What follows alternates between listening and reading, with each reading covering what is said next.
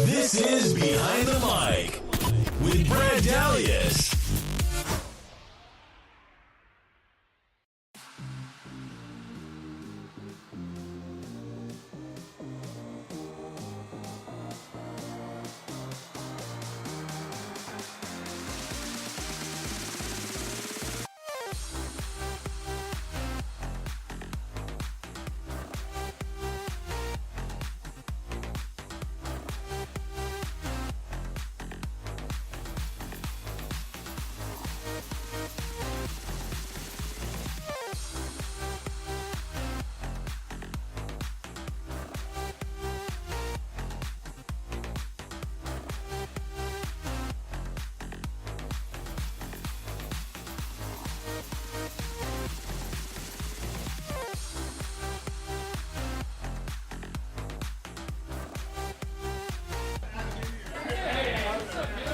From Grunyon Sports Bar and Grill here in Manhattan Beach, California, this is Behind the Mic. Brad Dalius and Keith Jackson hanging out on this Wednesday evening, March the 21st, 2018. Listen online, BehindTheMicShow.com.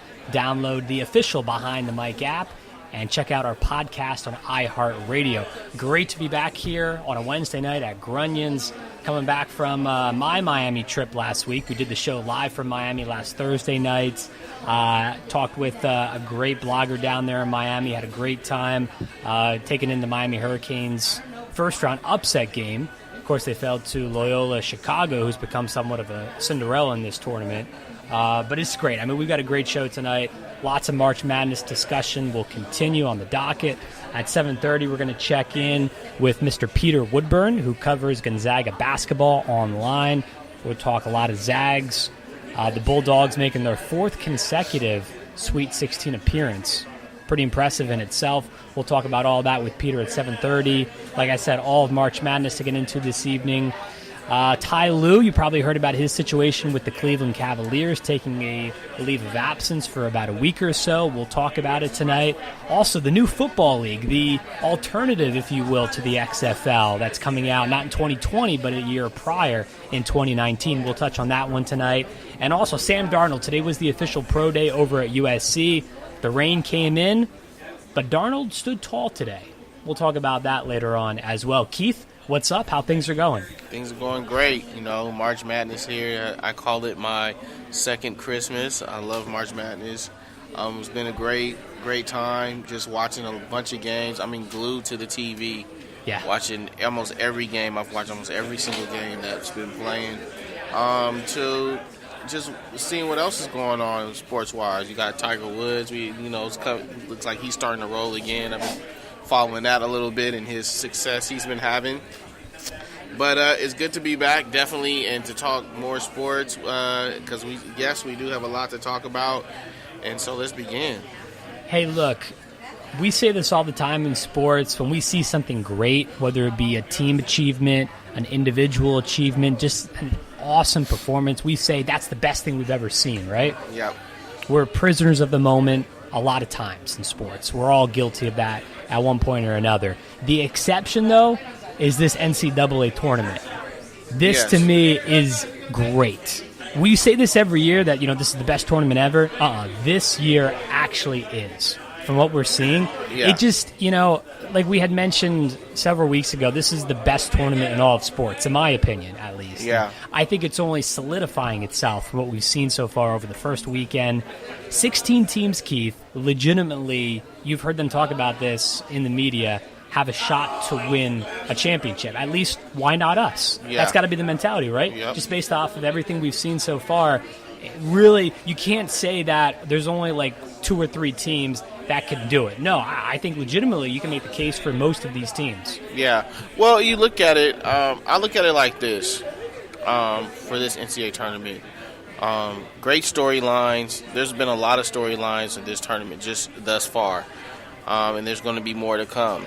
However, when you look at it, it goes back to when we had initially talked about with the selection committee, how they selected the teams and things like that and whatnot. And in a way, it's like you can give them a pat on the back in terms of the way it happened. the way how these teams are coming out. When you see in the Loyola Chicago's, the University of Maryland, Baltimore County, and then just upset after upsets what's been happening. You look at it and you're like, were those the teams that they beat, were those really the stronger teams that should have been in the NCAA tournament? That's the question that lies at hand is, were those teams, like, was University of Virginia really a number one seed? You know, should they have earned the right of being the number one seed? And then you look around and you look at, like, the Arizonas. I called it. I told you Arizona was going to get bounced out in the first round because of things that would happen. But the Pac-12, for instance, not a great showing from the Pac-12. I mean, you got UCLA got knocked out in the first four against St. Bonaventure. It was awful. They barely showed up. Yeah, and then you wonder why USC didn't get in. And you look at the Notre Dames of the world who didn't get in. And you look at, like, well, are these really, like, the stronger teams that got in? Because, you know, shouldn't USC have been in there? And I still, to this day, am a little bitter about the fact that they shouldn't got in. However, they did lose in NIT to Western Kentucky the other night. But that's due to the fact that their main players didn't play and they decided to declare for the draft and then want to play to get hurt. Imagine if they played in the NCAA tournament, they would have played. But long story to just have my point here. My point is basically is that great storylines for the tournament, great for the tournament. However, yes, were those teams, certain teams were they really the number one seed or really a number two seed?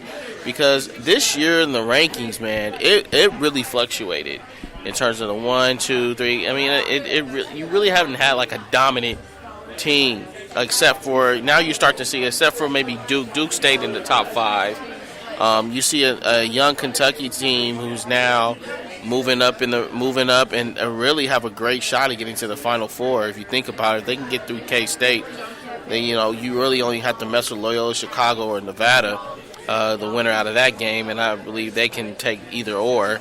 And I'm not saying it's going to be easy, but I think they just have enough to do. I think Calipari is just a great coach, and that team wasn't even ranked.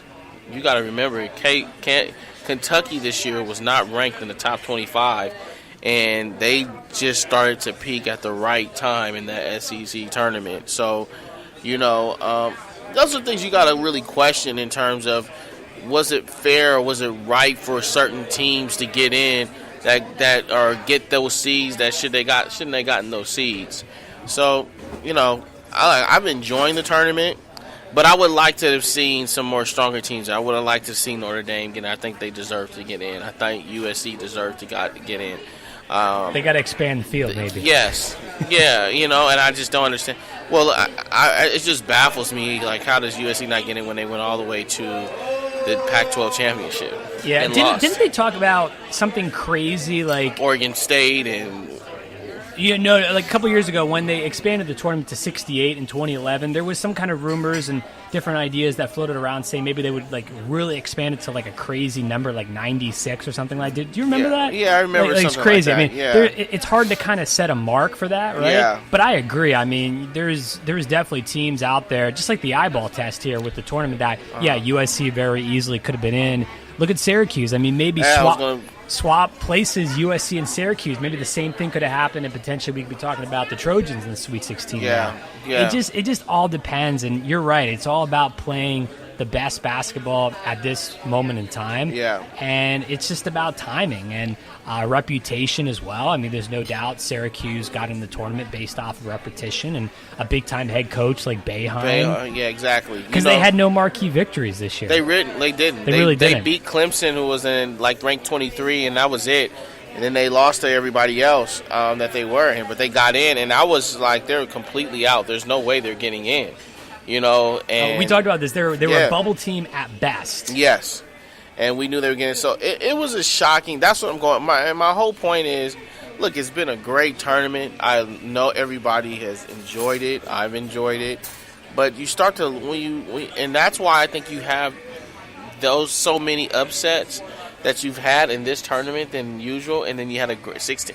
Eventually, a 16 seed was going to be the 1 seed. I mean, look, it was going to happen. Did I think it was going to happen this year or this tournament? No. But you know what? If you think about it, this tournament in terms of selection, the guys, people getting in, there was a lot of question marks for a lot of people that were like, huh, how did this team not get in? Or how did this team get ranked this? Or how this? There was a lot. I mean, typically we have that all the time, but it was a lot this time. I mean, it was like blatant. Like, some people, Dick Vitale came out and said some stuff. You know, Jason Williams. I can go all down the line to analysts that cover college basketball that let big question marks and had your head scratching for a second. And then myself, I just couldn't, for 2 days, I couldn't just understand how certain teams didn't get in and other teams didn't. I was even going through the roster and their schedule and saying, well, how did that happen? And really, you know what, Brad, all I can think of for like USC situation was the reason they get in. I'm not saying this is true, but the injuries? No. I'm going to go back to the FBI thing. Really? Yes. Wow. And let me tell you why I'm going to that. I'm going to that because there was a player on their team that was a sophomore that decided to, once Tony Bland got caught and was pushed and kicked off the team, they had a player on that team that actually decided to leave. Remember that? He decided, I'm not going to play. Yeah, like in the middle of the night. In the middle of the very night. randomly. Yeah, very randomly. And it's just like, I think the NCAA, I don't know. I think it's more of like, we caught you guys cheating, we got your coach, whatever, recruitment. And I think that has something to do with it. And them not getting, I'm not going to say it's, look, I can be like, everybody can be listening to me like, yeah, keep going what you're talking about. But really, I think I know a little something there. And it's an interesting theory, it really I is. think the NCAA, when it comes down to certain things like that, they was thinking, not gonna happen. Because how you you gave them the 1 seed on the NIT, right? So that's like, okay, we didn't give you you should have got in, but here, we'll give you the 1 seed in the NIT. Seed. Like, come on, man. You know, so you know, but long story short, it's been a great tournament. I love it. You know, Loyola Chicago storyline was Sister G. It's great, right? You know, and great story there. Hopefully she can prove. Hopefully the players can pull them wrong. I'm pulling for them. I mean, Nevada's 22-point comeback was incredible. I mean, talk about resilience and talk about fighting until the end of the buzzer and really pulling that game off the last 7 seconds of the game. That was incredible. Hey, Seth Davis has been using a lot of whiteout in this tournament, that I can tell you. Oh, yeah. I mean, his brackets. I mean, it's crazy. You're right. That was, by the way, give us a call at 213-261-7491 behind the mic here at Grunion Sports Bar and Grill, 213-261-7491. You thought it was over, right? Nevada, Cincinnati? Oh, I went to, over. I literally, I kid you not, I literally was watching the game, and I was like, all right, they're down 10, they're down 15. I'm going to turn it. There's no way they're coming back. Look, I was like, damn, they're down 22. I turned it back, and they no way come back. Then I look up, I'm like, wait a minute, they're down 10. And when they cut it to 10, and it was like, I looked up, and I was like, well, shoot, it's like 10 minutes left. I was like, they about to come back. I went back to it, and, I mean, that game was a grind-out game to the very last second. Usually the minute 30 mark is the time, and in the second half you're like, okay, that's when you start seeing, is the team going to creep back in, it's go time, or is it going to come back, or what is going to happen? And that didn't happen at the time. It happened literally in the last like 30 seconds. It literally did. A snowball rolling down a hill. That Yes. type of effect. Cincinnati, no shot. No shot to stop the floodgates from just pouring out at that point in time. And if that wasn't good enough for you, Keith, if you weren't loving the tournament yet, I don't know how you couldn't have been, there was more to come with Xavier versus Florida State. Oh, yeah. How about that one? Yeah. The Musketeers. I said I was a huge Musketeers fan this year. I really thought they were going to get to their first Final Four. Nope. Florida State just totally and you got to remember, stops them in their tracks of doing anything. Florida State also had a meltdown. There was a situation. You see that on the sideline with the head coach grabbing a player? Yeah, it was like, literally they were about to have a meltdown, and they pulled themselves together, had some composure, and they beat the team. And I was I'll say amazed. this. I literally thought watching that we were, something really bad was about to happen, just based off of the meltdown that was starting to unfold, and no way did I thought they were going to stage that comeback. The question is, Were they the weakest 1 seed team? I think not. You have to go with University of Virginia. You have to go with Virginia. You know, when you look at it. But, again, were Virginia and Xavier, were they really 1 seeds? This has been the theme year long. The theme all year long in college basketball was what? It was that there's a lot of really good teams that have the potential maybe to be even better than that, but there's no great teams. There's no front-running top-tier teams this year in college basketball. That was the theme all year long. We knew going into the tournament that chances were high, that there would be a lot of upsets. Obviously the challenge is picking those always, but we had a sense that this was going to be a year that it wasn't going to go chalk. It was most likely going to be upsets. Now, we didn't know a 16 was going to beat a 1, which, by the way, anyone who watches college basketball with me, March Madness year after year, they know how much I was excited to see UMBC, the Retrievers, baby, as a 16 seed knock off number 1. Oh, yeah. I talk about this forever. I mean, I was just in heaven watching that because I've been waiting for it, just like everyone else, for so long. Really started to doubt in recent years if we'd ever see it. Yeah. And, this actually kind of goes back to what you were saying earlier, Keith, about, do certain teams deserve certain seeds and the parity of play. As the years have gone by, you would think that some of these 1 versus 16 matchups would be closer based off of, and they talked about this on the broadcast as well, just based off of one-and-done situations with top-tier programs versus maybe you have a team with 5 seniors on them. But it hasn't happened. Really, the margin of victory has only expanded for 1 seeds over the years. So it's interesting how not only was this a win, but it was a blowout win. That's what was so shocking about it, I think, for most people. It was a whooping. They put on a whooping. It was really bad. It was bad, and you never know. You don't think it's safe. Even with 5 minutes left, you still think Virginia is going to go on a run. Yeah. And it just never happened, and they just fell ultimately. And Virginia, of course, they were my pick to win it all, as they were a lot of other people's. Who'd you pick to win it all? I got Duke. I have Duke winning. You have Duke, that's right. I have Duke. That's looking good. That's looking good. Yeah, I mean, they're the team that's really been strong, been blowing out people. I think Syracuse is going to give them a little bit of problems for the simple fact that they're length, but in terms of offensively, they don't have the offense. They're not a great offensive-minded team, Syracuse. However, if they meet Kansas, that's going to be a battle because Duke versus Kansas? Yes, that will be a battle. It was a historically, it's a great matchup. Kansas Duke games, the national championship with Shane Battier, and I believe they had Shane Battier at the time, and Christian Laettner and Bob Hurley at that time, when Christian Laettner hit that shot at the free throw line against Kansas. But Kansas has a great point guard. They have some guys. They can go about 8 deep. But Duke is pretty deep too. But Duke has pretty much handled everybody pretty good, pretty well. So I'm watching that game closely. I do have Duke winning it. I'm also been watching. I'm gonna watch very closely that Michigan Texas A&M game. What I saw in Texas A&M, how they whooped on UNC. I mean, it was like wow. I knew University of North Carolina wasn't that good, but I didn't think they would take a beating like that against Texas A&M, and it showed me that Texas A&M, they're big. They got big guys.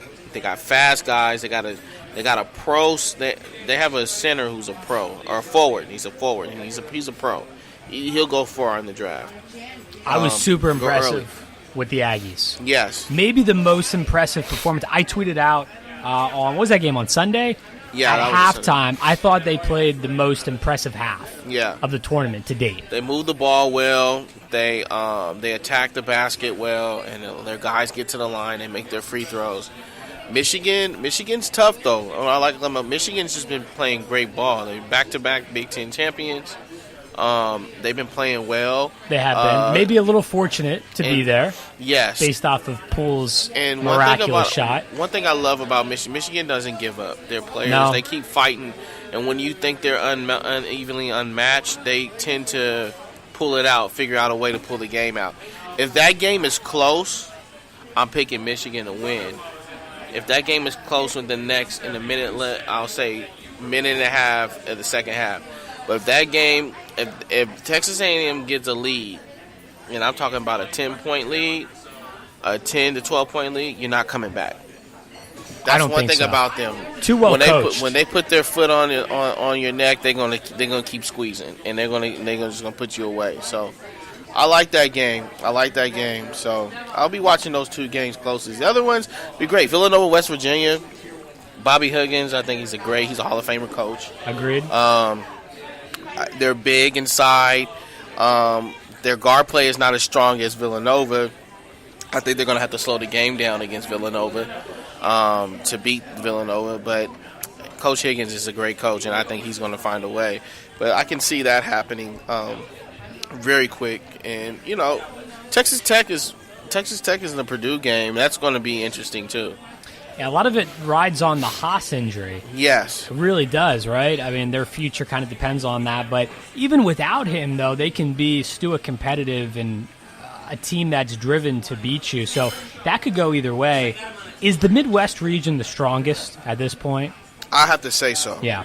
I have to say the Midwest is going to be the strongest. I really think whoever comes out of the Midwest is going to win the championship. And I'm picking Duke. I'm picking Duke to go in. What would be great to see is Loyola Chicago in the Final Four. How awesome would that be? That would be awesome to see that. I mean, it could possibly happen. I'll say this. I think they beat Nevada. Okay. I think they play against Kentucky. I think Kentucky is young. But if you notice the games that Kentucky always played ahead. Like, they never was down. I think even the Davidson game, they never went down. They were always they never was down 3, 4, 5. Even They've always had Buffalo. leads. Yeah, Buffalo, they had a big lead, and they just put the throttle on them. It was close in the beginning, then the second half, they just turned it up. Exactly. But I think Loyola Chicago, what I think about Loyola Chicago is a veteran team. Loyola Chicago is a team that they got a group of guys. They got some bigs who are athletic and strong, and they can shoot. They have players that, their guard is great. He's a great shooter, point guard.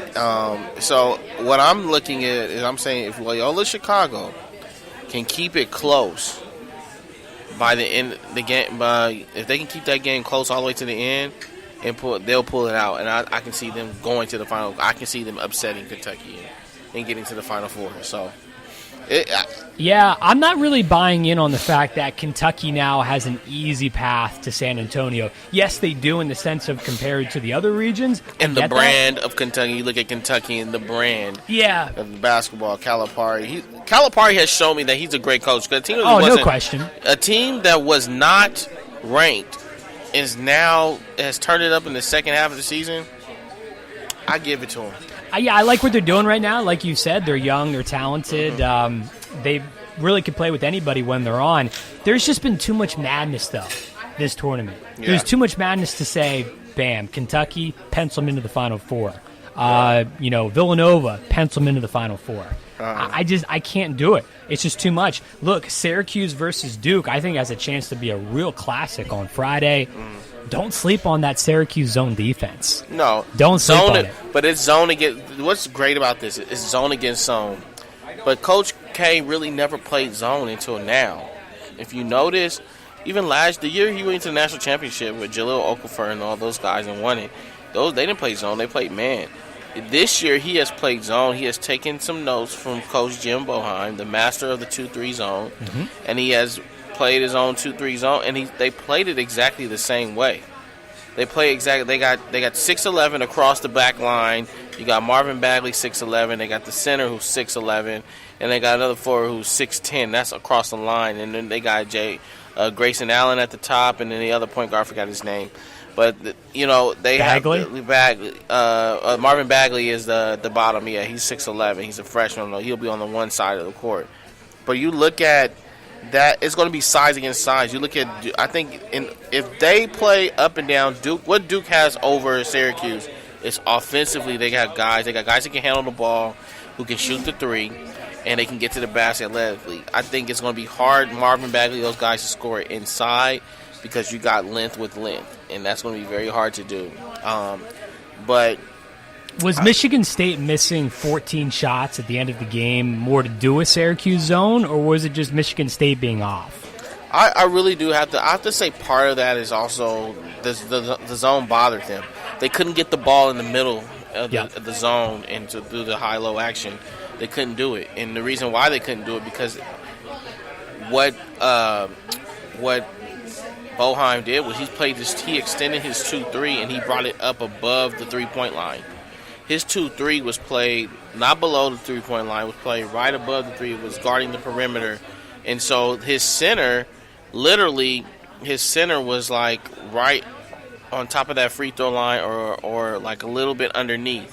And they had the other players. They had the other 2 wing forwards. They had one forward on the right. If the ball was ball side, he was up high on the perimeter.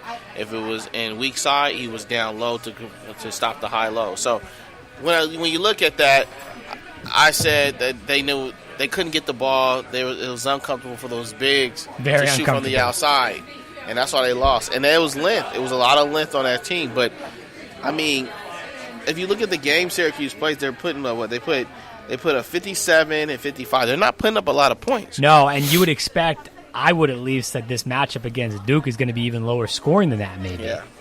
Potentially. If it's a low scoring game, then I can say Syracuse has a chance. I say beating them, no, I say have a chance. But if it's a high scoring game, Duke's gonna run away with it. Oh, I agree. Yeah, if it's high scoring, you can forget about it. They'll run them out of the gym. But I just think that Syracuse, it's just, it's catching lightning in a bottle, obviously. Once again, since the tournament expanded to 68 teams in 2011, one of the first 4 teams has gotten to, I believe, at least the Sweet 16, if not further. So that trend continues. They're just one of those hot teams right now. The last team to get into the tournament as an at-large bid. They're making a run here. I wouldn't be shocked if they beat Duke. To I me, wouldn't either. The defense just looks so strong right now, and no one has any answers for it. Now, maybe Duke is the one team who can provide answers, but I don't know. I'm picking Syracuse to win. Okay. I'm taking the Qs. I love what they're doing right now, and it's just that combination of the veteran head coach. If you have that guy, a Boeheim, a Calipari, a Jay Wright, at this stage of the tournament, I think you have a huge advantage over someone who is inexperienced as a head coach. I Coach think K's won some national championships. Well, yeah, that's true. In this he's case, a Hall of Famer coach. I think this. You got two coaches that know each other very well. They coach together on the USA basketball team. They coach together on the USA basketball team. They know each other very well. They take notes on each other. Jim Boeheim is the mastermind of the 2-3 zone, but Coach K always finds a way to pull up. He's a great X and O's coach. He knows the game very well. I mean, come on, he's played and coached under Bobby Knight, who's one of the best who've done it. Not too bad. Yeah, so when you look at it, they're both Hall of Famer coaches. I think it's going to be a chess match, but I just think at the end it's going to be checkmate for Jim Boeheim, and Coach K's going to run away with it. Coach K's going this year, so it's going to be a great game. Behind the Mic from Grunion Sports Bar and Grill returns after this. Our military service members volunteer to protect us in the most dangerous places around the world. They step up. And when they are severely ill or injured, returning to their families is only the beginning of their long road home. Beyond all the hospitals and doctors and surgeries they need just to survive, they also deserve whatever they need to truly live. All the in-home care and day-to-day help they need to live independently, on their own terms. Wounded Warrior Project long-term support programs were established to provide these brave men and women whatever they need to continue their fight for independence, at no cost, for life. So many of them need us, and it's time for a grateful nation to step up. Find out how you can do your part at findwwp.org. It took me a long time to be able to say Chandler has cancer, because that is such a scary word. St. Jude takes care of absolutely everything. And knowing that we don't have to pay for all of the medical expenses, that's huge. St. Jude allowed me to focus on being a mom to Bryce. And sometimes I'm just in awe of the impact St. Jude has, not only on this community, but the world. St. Jude is uniquely positioned to advance the cures of pediatric cancer, I think better than any other institution in the world. The contributions make a big difference. Donors are important to us because you get the feeling that you have a team behind you. We have the resources and we have the focus. And so if St. Jude doesn't do it, who will? St. Jude Children's Research Hospital. Finding cures. Saving children. Learn more at stjude.org. We all come together and stand together to serve our veterans. We invest in the latest technology. We take the time to train the next generation of doctors and nurses. We work together to make sure we heal their bodies and their minds. This is our mission. More than 300,000 of us working as one, together with families and loved ones. No matter where they live in this country, we'll be there. We stand strong, united. Stand with us in caring for our veterans. Hi, I'm Danica Patrick and proud aunt. Watching my nieces grow, play, and learn is amazing. But not every child gets to be carefree. 1 in 6 kids in the U.S. are hungry. 1 in 6. That little girl sitting alone at the playground, she can't play like the other kids. She doesn't have the energy because she's hungry. School lunch will be her only meal today.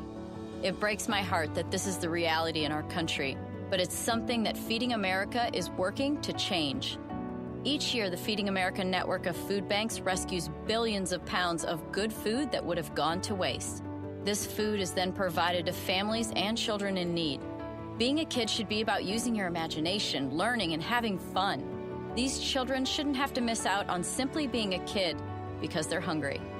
To find out how you can help end childhood hunger in your community, visit feedingamerica.org. Brought to you by Feeding America and the Ad Council. You're listening to Behind the Mic with Brad Dalius.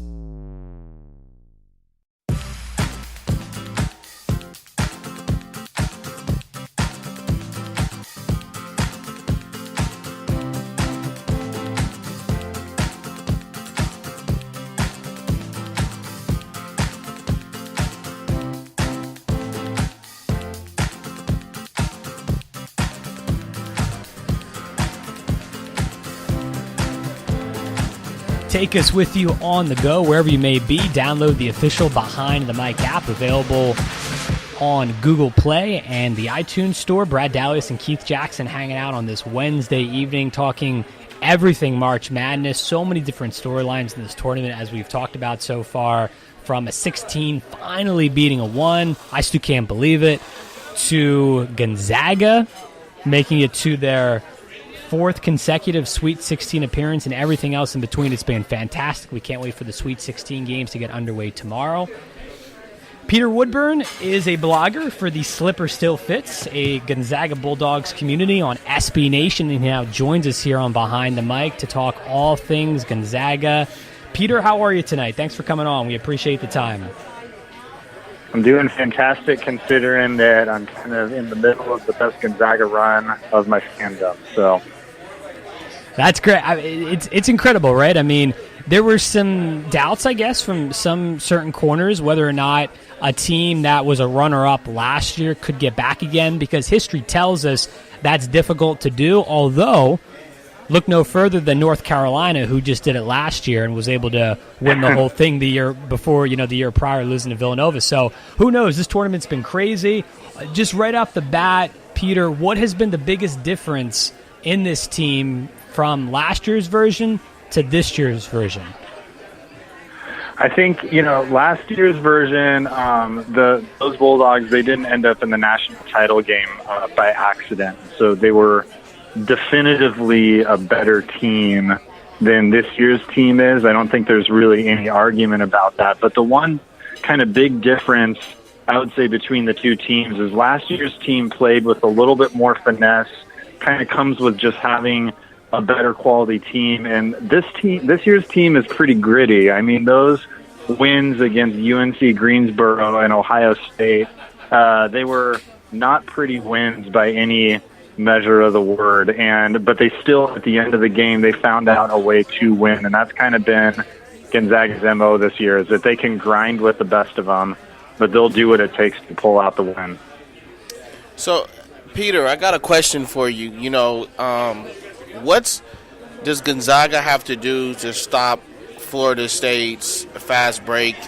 Because, you know, Florida State's not known for half-court set. They're mainly a team that likes to go off a fast break and score. And does Gonzaga, do they have to slow the game down and kind of walk the ball up and pound it inside in order to beat a Florida State team who's mainly 90% of their points come from fast breaking?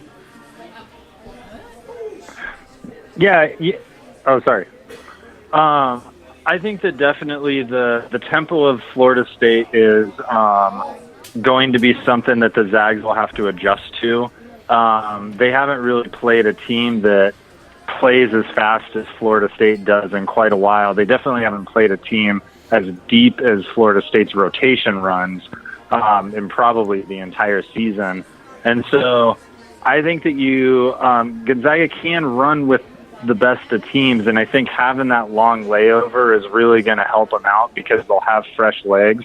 But I would really expect to see Gonzaga just really trying to slow Florida State down as much as possible with some pretty aggressive half-court defense. Gonzaga's not really a team that pulls out a press that much or anything. Their defense just relies on making it hard for the opponents to find a good shot. And so I think that you're really going to see Gonzaga making a concerted effort to crash the offensive glass, to try and get some extra rebounds, but also making sure they get back on defense. Because otherwise, Florida State's going to just be able to run them off the floor with as many players as they pull out. Peter, Mark Few continues to be an extremely underrated head coach throughout college basketball.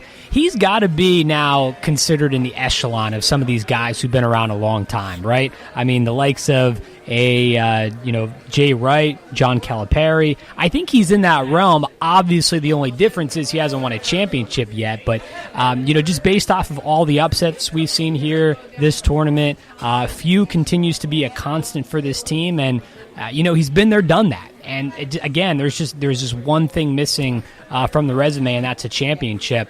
But do you think he's made that leap now into that upper echelon realm of head coaches?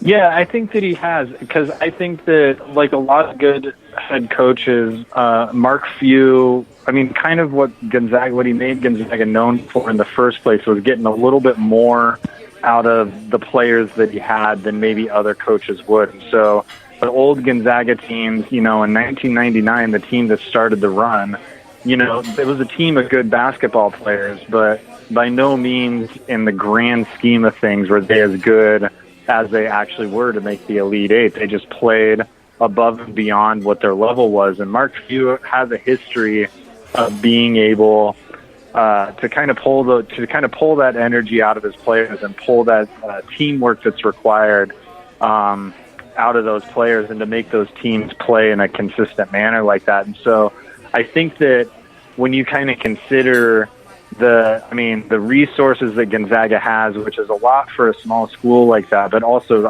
pales in comparison to any of the other blue blood schools and what he's been able to do at Gonzaga, I think that he definitely deserves to be just thrown up there with all of those best coaches. And just because he hasn't won a national title, I think that'll come eventually. Getting the Final Four off the back was nice, but I think that he has done as good of a job as anybody could ever do at Gonzaga. And I think you take any of the other top coaches in the nation, you put them in Gonzaga, and it would be hard for them to replicate what Mark Few has done. It's really been a special run for him.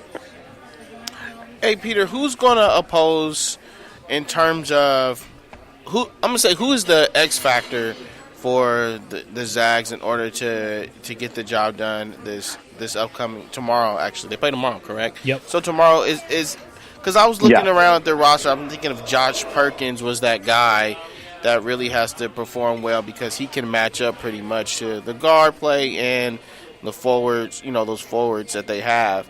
But who do you think is because you've been following this team for a while, who is the X factor for this team to actually succeed and see themselves in the Elite Eight?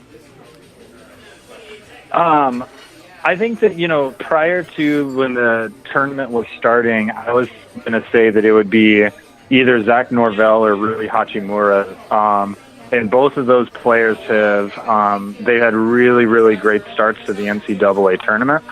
And so now I don't feel like they're necessarily the X factors anymore, because they're the guys that made their names for themselves on the national stage in these first two games. And so I think that the X factor tomorrow is going to be the starting forward, Killian Tilly, who has actually, he had an absolutely killer WCC conference tournament. I think at one point he hit 10 consecutive three-pointers over the course of two games. He shot like 75% from long range. He shot like 65% from the floor, and he was just demolishing the competition. But through the two games, the first round, the second round in the NCAA tournament, he's been a little bit hampered by foul trouble. And he's a player that can really stretch opposing defenses. He has a great outside shot. He's crafty in the post, and he is a really, really solid rebounder. And so I think that he hasn't really gotten going in this tournament yet, and I would like to see him get a little bit of that juice flowing that he had going throughout the year. Peter Woodburn joining us from SB Nation here on Behind the Mic. Let's take a look now at the bottom half of the West Region bracket.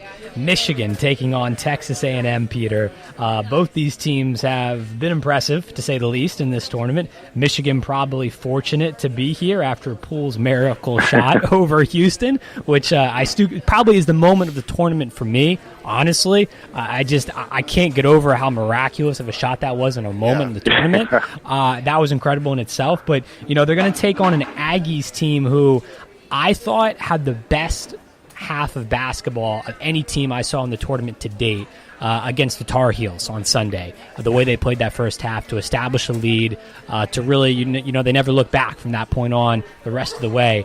Two great teams. How do you see this one playing out? Obviously, if Gonzaga is able to beat Florida State, they'll take on the winner of one of these two teams. The Wolverines, Aggies, what do you see in this one? Yeah, you hit it. Like the Aggies in their last game, I think that maybe outside of Clemson against Auburn, that was probably the finest, just like kind of half of basketball that anyone has ever played. And I think that a lot of people forget that they were ranked really, really high earlier in the year, and then they kind of fell apart a little and dropped out of the rankings, and that's kind of why they got their lower seed. But the fact of the matter is it doesn't really matter if you go in with a lower seed. All that matters is that you figure it out at the right time. And the Aggies really look like that they're figuring it out at the right time. And they're just a physically imposing squad. And I think that, Michigan's a great team, but Michigan also has had to fight tooth and nail to get to where they're at right now. So I would really kind of expect the Aggies to kind of prevail in that match. But, it's been a long layover since Saturday for the last game. So if Michigan's had time to prevail, or Michigan's had time to kind of plan for what the Aggies, like physicality and everything, is going to bring, I think that game's kind of a toss-up. But I'm leaning towards Texas A&M. Hey, let me ask you this. Because I think Texas A&M, I think if Texas A&M, I had told Brad earlier, if Texas A&M had, if they have a lead, at least a 10-point lead or so, I don't think Michigan's going to come back from that. I think Michigan needs to keep it close for the fact that, because Texas A&M, like you said, they are a physical team and they're big. Do you think Gonzaga and Texas A&M, if they do meet up, what do you see in that game in terms of matchups, and who do you think will end up coming out on top? In terms of matchups, I think in that game it's definitely going to be a battle of the front lines, and I think that in that regard, it's really kind of a toss-up, because both teams have great interior presences, and they both kind of play it a little bit differently. Texas A&M, they play a much more physical style, and Gonzaga kind of relies a little bit on finesse. And I think that the one advantage that the Aggies might have there is that they have a little bit more depth in that regard. Gonzaga runs a pretty tight ship this NCAA tournament. I mean, they're basically running a six-man rotation with the occasional appearance of Corey Kispert for a few minutes here and there. And they have some bigs that they can fall back on, redshirt freshman and Jacob Larson. But really the bigs for Gonzaga are Jonathan Williams, Killian Tilly, and Rui Hachimura. And none of those three are really your traditional kind of post-center player. They all operate a little bit farther away from the rim, kind of have to bully their way in. And that gets tougher when you're dealing with larger front lines.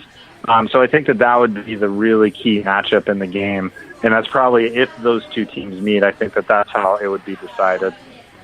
Gonzaga and Nevada, the last two West Coast teams remaining standing in this tournament, just like we chalked it up, right?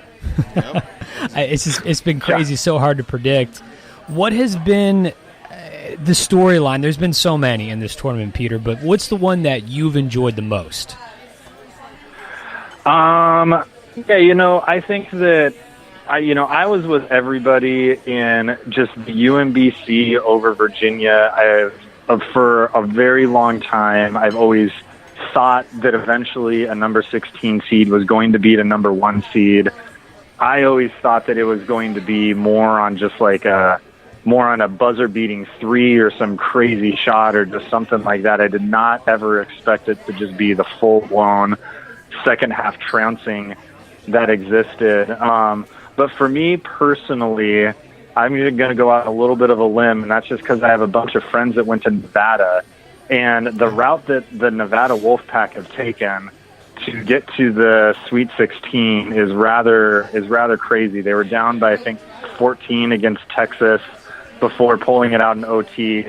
And then the only time that they won in that game, or the only time they led in that game against Cincinnati, was literally by the final score. And that 22-point comeback was it was just unreal, just watching it unfold in real time. And it's actually such a bummer that Nevada has to go up against Loyola Chicago, because that's, of course, the other really great storyline. And it's really a shame that those are the two teams that are facing off against each other, and one has to advance and one goes home. But, I mean, you said it. This has been one of the craziest NCAA tournament first weekends that I can ever remember, and I'm really hoping that the rest of the tournament holds true to that. Oh, it's got to be, right? Yeah, it absolutely has to be. And I have one more question for you. Who, out the South, the West, the East, the Midwest, who will win the national championship? Well, I think it's going to be Villanova, and I'm saying this because earlier this year I traveled all the way to New York from Seattle to go see Gonzaga play Villanova at the Jimmy V Classic at Madison Square Garden. It was my first time at the Garden. I was super stoked. I thought Gonzaga could hang a little bit, and Villanova just went out there and just surgically dismantled them by like 25 points or something like that. And Nova's offense is just scary when it gets going, and I don't think that there's a single team that can really be able to shut that down at all. I think the only team that maybe had a chance at shutting that down would have been Virginia, and since they're nowhere on the map anymore, I picked Villanova as my tournament champions in my bracket, and I'm going to stand by that one. Okay. I like it. You got to stick by it. Villanova's still a hot pick. I'll tell you what, if we go to Villanova Duke Final Four, that could be an all-time classic, potentially. Yes. With how well those two teams have played. I mean, they have been the most impressive, especially with Virginia going down. Duke, Villanova, they have stood tall so far in this tournament. SB Nation's Peter Woodburn, follow him on Twitter as well. And Keith, go ahead, Keith. I got one more thing. When you look at the tournament and what's the games that are playing this week, of course you're covering, Gonzaga and Florida State. But what's that next game that you think people should tune into and watch very closely? The next game that people should tune in and watch. I think I'm always one for the underdogs. That's why I love Gonzaga in the first place. And I'm going to go with that Nevada and Loyola Chicago game because I think it's two teams that are just going to be having the time of their life. Everyone else has really been in the Sweet 16 before, and for those two teams, I think that's going to be the game where you're going to see the players probably playing the hardest out of all 16 teams that are in the tournament still. And so I think that's really going to be an entertaining game. There we go. Great stuff. Just totally killing it there. The Slipper Still Fits blog. Check it out on SB Nation. I love it. Peter Woodburn, thank you so much. We appreciate the time tonight. And perhaps maybe we'll be talking to you in a couple weeks again, celebrating a Gonzaga championship. Who knows? That would be the best. Thanks, guys. Thanks, Peter. Take care. There he goes once again. Peter Woodburn joining us here on Behind the Mic. You don't know. I'm at the point now where it's so hard to predict some of these games. There's only about a couple. Really, Loyola, Chicago, Nevada, toss-up. This Gonzaga-Florida State matchup, also a toss-up in my opinion. Yeah. The list just goes on. It's so hard. I don't know. A lot of times the Sweet 16 and Elite 8, we don't really get classic games. There's been exceptions, obviously. But a lot of times there aren't as many upsets in these rounds. I think this year might be an exception to that. We may see more upsets, and who knows? I think it still can happen. Kentucky's a very young team, but they play like I don't care, and they have an I don't care attitude. And they're just going to go out and they're going to play hard. That's just one thing that's the thing about freshmen.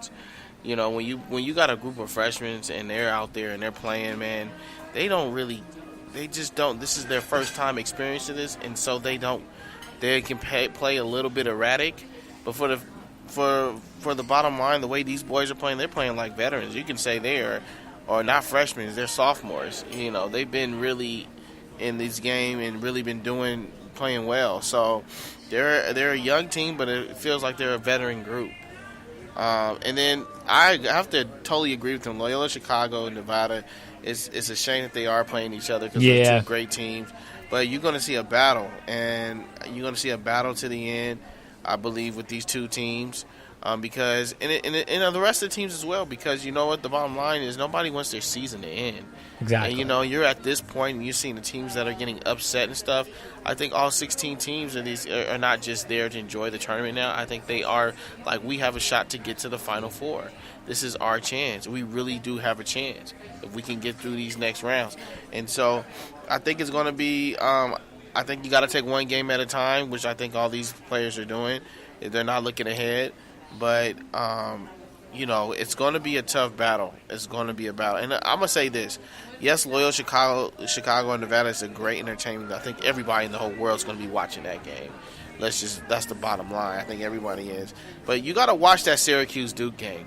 I think is a dream come true because it's the battle of the zones. Absolutely. And you're going to see two Hall of Famer coaches go at it. And it's like a chess match, and I think it's going to be a dragged-out game. Do I think it's going to be I don't know if it's going to be a low-scoring game or not. That's hard to tell. But you got two teams that have great players. And look where Syracuse has started. Syracuse wasn't even supposed to be in the tournament. Yeah, that's what I'm saying. The first four. It's crazy. To be in at this point now is just a great accomplishment. And it's great to see, like I had said earlier, you want to see Jim Boeheim in the tournament. You do. Yeah, you do. You want to see the big coaches, the big-time, high-profile guys like a Boeheim, like a Coach K, Bill Self. It's all the regulars, but you just want to see that because you really want to see greatness. Fans do. They want to see the best that the sport has to offer, and you've got plenty of those guys to go around right now. A team we haven't even talked about tonight is Clemson, and how Clemson absolutely obliterated Auburn. At one point it was like a 45-point lead. Yes. Pretty close to it. Are you kidding me? You can. That's just unacceptable for Auburn, a number 4 seed. It was embarrassing. To get embarrassed like that. I think Charles Barkley jinxed him, to be honest with you. He's not saying much. He's definitely been sick. But, hats off to Clemson. I'm going to tell you, Clemson was ranked was the number 1 team, too, and ranked in the country at one point. I know. Remember, we were talking about how Are they up there with the football team right now at Clemson Yeah. as far as competitiveness goes? I think so. So when you look at it, they're playing great ball right now against the Kansas team. Seedings at this moment in time with all these teams don't even matter anymore. Throw them out the window. Because some of these teams have been in the top 10, sometime during the season, So, they know they're all beatable, Kansas goes about 8 deep. I think they have a playing 8. I think Clemson's deeper, though. I do. Clemson I agree. is definitely a deeper team. And that's going to be a game. That's going to be a hard-fought game. We didn't talk about it much, but that will be a hard-fought game, and it's going to be a good one. Seton Hall covered against Kansas at the end with that. I think it was a last-second 3 they got, or a bucket there at the end to cut it to. It was only a 3-point win for Kansas. So Seton Hall covered in that game, I believe, and I just think Clemson at this point in time, like you said, they are a deeper team, and Kansas is just one of those teams that, although Bill Self has won a national championship there, it's been a long time. Heck, it's been a long time since they made the Final Four. Yeah. It really has been. Since 2012, I want to say. They haven't been there in a while for their standards. So, they have something to prove, and they're not a number 1 seed well, this is not a year in which we have quote unquote true number 1 seeds. This is, for example, this is not Florida from 06-07 back-to-back dominance. Yeah. We're so far removed from that right now, and to your point, just throw out the seeds. It doesn't even matter because these teams they're right on, they're neck and neck, or they're a lot closer than what most people are giving them credit for at this point in time. I think Clemson and Kansas, it says on paper it's a 1 versus a 5. Really, it's more like 2 versus 3. Yeah. Right? Yeah. And you got to say this. Look, Devontae Graham has been playing like he's been playing. I believe even I thought last year he was going to go. He's been lights out to the draft, but he stayed, and he's been having a lights out year. He's been playing well. He should. I think he's going to probably win a Wooden Award. I definitely think he's up for it. Certainly deserving. And but when I saw Kansas play against West Virginia, and that's when I knew Kansas was dangerous. I think was a turning point for Kansas.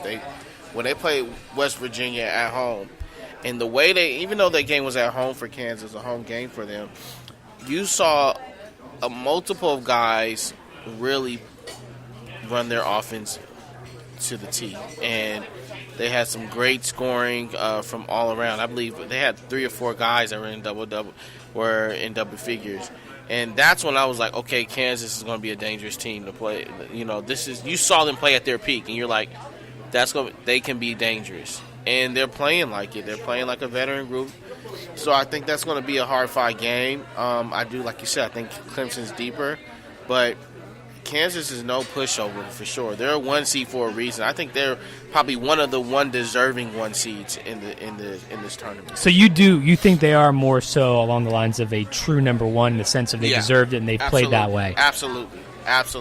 Yeah, I just think the fact that they haven't been ultra dominant. You look at their first round matchup against Penn. Yeah, it was a 16-point win in the end, but Penn played them tough within single digits for the majority of that game. Wow. I mentioned just a moment ago how Seton Hall was able to cover, and then here they are now in the Sweet 16 against Clemson. I just think Clemson is just, Kansas is ultra talented, as we've seen many, many years now. Going back, to the Kirk Heinrich days, to the Morris twins. They've always had talented guys and, standout players. But again, this tournament really isn't about standout. It's more about teams who are playing collectively well, obviously, at the right time. And I just think Clemson fits that bill at the moment a little bit more so than Kansas. Yeah, Kansas, again, is ultra impressive, as they always are. But to me, it just comes down to these single game type of situations where a collective group comes in and potentially is hotter than Kansas. Because, if we were just looking at it, just on paper, Kansas should easily be in the Final Four every single year, without question, right? Yeah. But it doesn't always play out that way is really my point, and how I I'll be surprised if they get to San Antonio. Really? I will be. Yeah, just because, again, they haven't been to the Final Four now in a few years or so, which is lean years for them. And this year, I see nothing different from this team than we've seen from the past couple of years. To me, it's just not the 08 team who won it all. They're not quite at that level of play. Talent-wise, yeah, it's there. But again, talent alone doesn't win championships in this tournament year after year. Well, you have a great point in what you're saying, but one thing Kansas does have is, look, they're probably one of the fewest teams that had a lot of guys go to the draft. So they have a great veteran team, and I think experience comes a long way. They know how to win. They're used to playing down in terms of having comeback and winning games. They've been put in so many different scenarios that they've always figured out a way to pull out the game and win. And that's one thing. That's what makes them such a dangerous team. And I just think that they play great defense on one end of the floor, and they have a great offensive arsenal. And they run their offense. They'll run it to the T. Whatever Bill Self, whatever he draws up, those X and O's, they execute. They execute their part on the offense, each and every last one of those players. And I think that sets them a long way and what separates them from Clemson. I think they just Kansas makes least mistakes. And I think that's what that game's going to come down to, is who makes the least mistakes. If they don't have as many mistakes, then I can say Kansas is going to win this game. But I just think Clemson's going to see some type of defensive matchups they haven't seen before. Bill Self mixes it up. He doesn't just play man, he plays zone. He plays an amoeba zone sometimes. So they're going to have to learn how to figure that out. And I can just see Kansas. I can see them actually being dangerous. Like I said, I think they're the team that poses a threat. When I looked at the bracket, I had Duke coming out. I had Duke winning it all. But I also looked at Kansas and saying, well, Kansas can pose a threat to Duke because they will have matchup problems. Duke is bigger, but Kansas is a fast team. They're a fast-paced team, and they get up the floor. You really have to stop them. And they have a great guard. Devontae Graham is playing out of his mind. And yeah, he has been fantastic. He is the heart and soul of the Kansas team, and you have to figure out a way to stop him. And there's many a times people have doubled up on him. He's made great decisions, and that's what's going to you're going to see that again. He's a veteran guard. And so I just think Kansas is going to be up top, and I can see them like you won't. I won't be surprised if they went to I won't be surprised if Kansas won it all. Really? Yeah, I wouldn't be surprised. This tournament's been crazy. I mean, anything can happen, obviously. You make a great point about Bill Self and how he will show Clemson something that they probably haven't seen yet. It's going to be up to the Tigers to adjust. Hour number 1 in the books here tonight from Grunions. Give us a call, 213-261-7491. 213-261-7491. Coming up, got more March Madness discussion. We're going to talk a little NBA, Ty Lue, the Cleveland Cavs situation, the new football league that is coming to a city near you in 2019. Sam Darnold had his USC Pro Day today. We'll get into all that and everything else that's going on in the world of sports live from Grunion Sports Bar and Grill. We're back with more after this. Hey there. What's up, bruh? Hello. Aloha. Hey, y'all. Hey. Hola. Hi. It takes a lot of voices to create the sound of us. The Y welcomes all of them with open arms. From career readiness to safe spaces, the Y is there, no matter who we are. Now, more than ever, they need your support. Donate to your local Y today. The Y, for a better us. Read by members of the Y. Everybody buckle up. Mom. Buckle up. Let's go. Buckle up. Can we go to the store? Mom, buckle can we get up. some ice cream? Everybody, buckle up. A lot goes on in the car, but you're in control. So only move when you hear the click that says they're buckled in. Never give up until they buckle up. Learn more at safercar.gov/kidsbuckleup. A message from the National Highway Traffic Safety Administration and the Ad Council. Everyone is talking about healthcare these days. America spends twice that of other developed countries on our healthcare system, yet our health ranks near the bottom. How can we stop spending so much and getting so little? Shifting to a system based on primary care can help fix the problem. Patients with a primary care doctor live longer, healthier lives and are less likely to suffer from cancer, heart disease, or stroke. Primary care that is comprehensive and coordinated also saves money. Patients who have a primary care doctor spend 30% less on health care than patients who don't. States with a high number of primary care doctors have lower health care costs and higher quality care. Primary care can help make America healthy again. To learn more about the benefits of primary care, visit www.healthisprimary.org. This message is brought to you by America's Family Physicians. Dave, what are you doing? Just sending a gift to Dave 2037. Who? Me in the future. I save a little money from every paycheck as a gift to Dave 2037, so he can spend it on things like anti-gravity boots or a hologram Doberman, something cool like that. I think Dave 2037 deserves it. He worked hard. What are you getting Steve 2037? I guess I was thinking Steve 2037 would just fend for himself. Well, all right, but don't expect to be borrowing my anti-gravity boots. You want to have money in your future? You got to start saving now.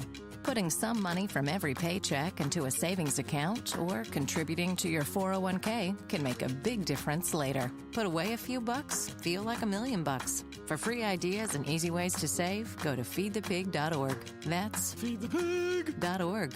Hey, let's just hope Steve 2037 doesn't get his hands on a cold time machine, because he is going to come back here and knock some sense into you. This message brought to you by the American Institute of Certified Public Accountants and the Ad Council. We're here early before they wake up. We stay late. We stay informed. We invest in the latest technology. We take the time to train the next generation of doctors and nurses. We work together to make sure we heal their bodies and their minds. We do this not because it's our job, but because this is about our veterans' lives. This is our mission. More than 300,000 of us working as one, together with families and loved ones. No matter where they live in this country, we'll be there. We all come together and stand together to serve our veterans. We stand strong, united. Stand with us in caring for our veterans. I'm more resourceful than I thought. My suit can still make an impression. My video games are still game changers. And my lamp can bring others a bright future. Because when I donate my stuff to Goodwill, it helps fund job placement and training for people right in my community. Now my stuff gets a second chance. And will give someone in my community a second chance too. Goodwill. Donate stuff, create jobs. Find your nearest donation center at goodwill.org. That's goodwill.org. This message brought to you by Goodwill and the Ad Council.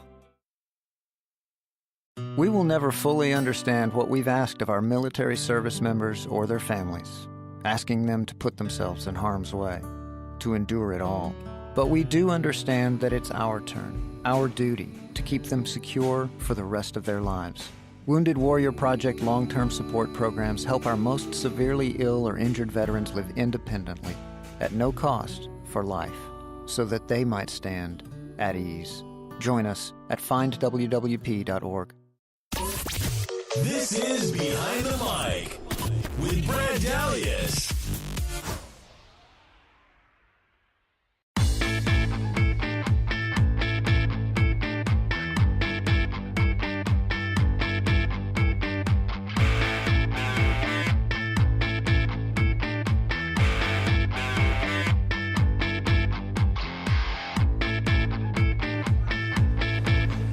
Welcome back inside Grunion Sports Bar and Grill behind the mic. Brad and Keith hanging out, talking a lot of March Madness tonight. We'll get into the Ty Lue situation in just a little bit, a little Sam Darnold talk as well. But back to March Madness now. And one thing Keith and I were talking about over the break was different players who've come out and said that they're going to declare for the draft immediately after their team lost. Yeah. I hate it. I don't like it at all. It rubs me the wrong way. It makes you seem like you're a selfish player. It just makes you seem like you're just the opposite of everything that the team is all about. I just don't like it. It rubbed me the wrong way. We saw that from Missouri. We saw that from a couple other teams as well. Players coming out and saying they're just going to immediately after the loss. I mean, literally seconds from walking off the court to the locker room, already announcing that they're going to the draft. I just don't like it. It doesn't sit well with me. If I was the head coach, I would be nipping that in the bud so quick. Yeah. It just it really it's just not. Again, it just doesn't reflect what the game is all about, especially at the college level when you're not even at the pros yet. Yeah, just to chime in, it's a class act. It's a classless act to me. But I think the media shouldn't even, I think they should even ban even asking that question, to these guys. I mean, but they're going to ask it though. They're going to ask. But the bottom line is, come on, let's just think about this. Most of these guys, they play together the whole year. It's an emotion. It's a bond. It's a brotherhood that you have, and you just fresh off of a loss and on a heartbreaker at that. Sometimes it's a heartbreaker or a team that just got upset. You weren't supposed to lose and you lost, and your season's over. And it's what kills me is some of these one-and-done players that you got seniors on these teams that some of them may not never play the game again, and you're coming out and they're crying emotionally because their basketball career is over.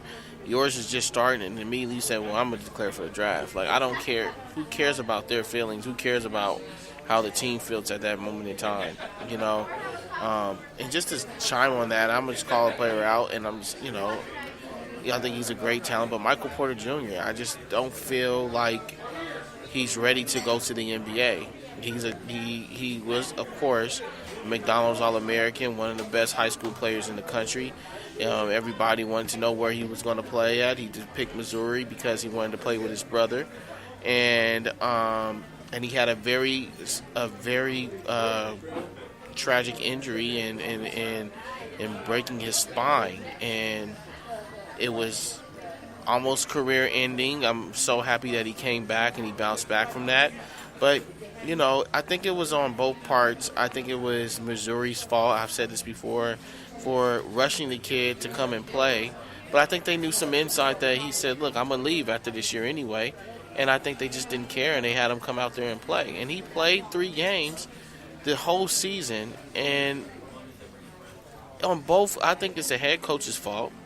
And I think it's his fault as well, because it was a selfish act, I feel. Because no player is going to be in sync with their team 3 games in the season, only spend 2 weeks with the team. I'm sorry. You can have Kobe Bryant on your team or LeBron on your team, and he's not going to be in sync to what you're running in 2 weeks. It's going to throw everything off. You didn't see no offense around through that team when Michael Porter Jr. was in the game. You saw the ball go to him and him try to score. They only put up about 6-7 points a game.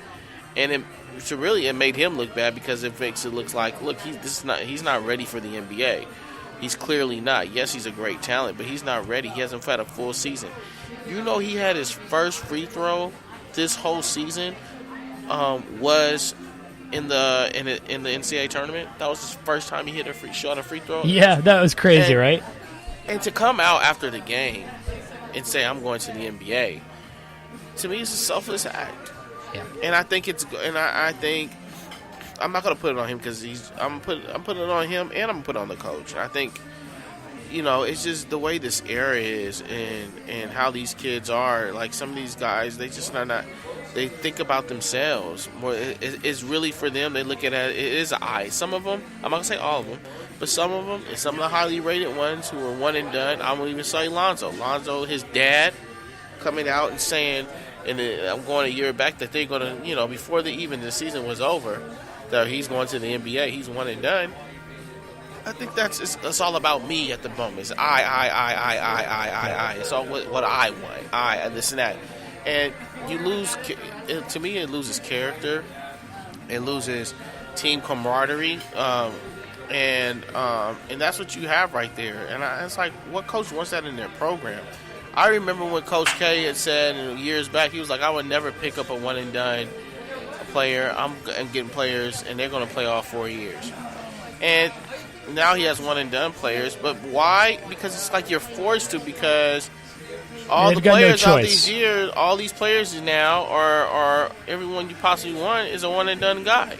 Yeah, besides Grayson Allen, there's not too many. There's not too many out there that's going to last in 4 years. And so, it's just and you have to adapt to it. You have to adapt. Yeah, and that's what he's doing, is adapt. Just like anything else, right? I mean, in life, if you're not willing to change or conform to certain things, you're probably going to get stale or get passed over by. So you have to be able to adapt a bit. I mean, that's what the greats always do, but it's challenging. It's very difficult, and only the really, really great head coaches are able to make it work out and to have a successful program that's consistent. Obviously. Yeah. So it's a classic act, and I just think that players like Michael Porter Jr. and other ones that have come out and said they're going to go to the draft. I mean, I think that's the type of thing you give it a week or so until you're done, and then you go ahead and decide what you want to do. But saying that right after the game, I mean, that's just like you can tell you're a selfish player. That's a selfish act to do. Say I'm going to the NBA.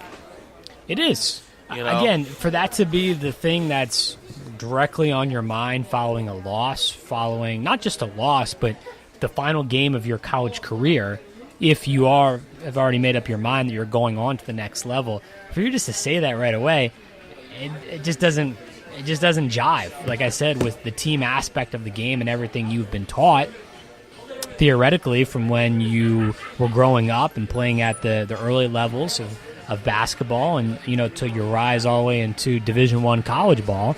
It's just not what you've been taught again along the way. So again, obviously understand players have raw emotions a lot of times, especially when you get bounced, especially if you lose in the first round of the tournament. That can be exceptionally difficult. But you have to set an example. You're not going to be successful even if you do go into the NBA, even if you are one of the best players, you're going to lose.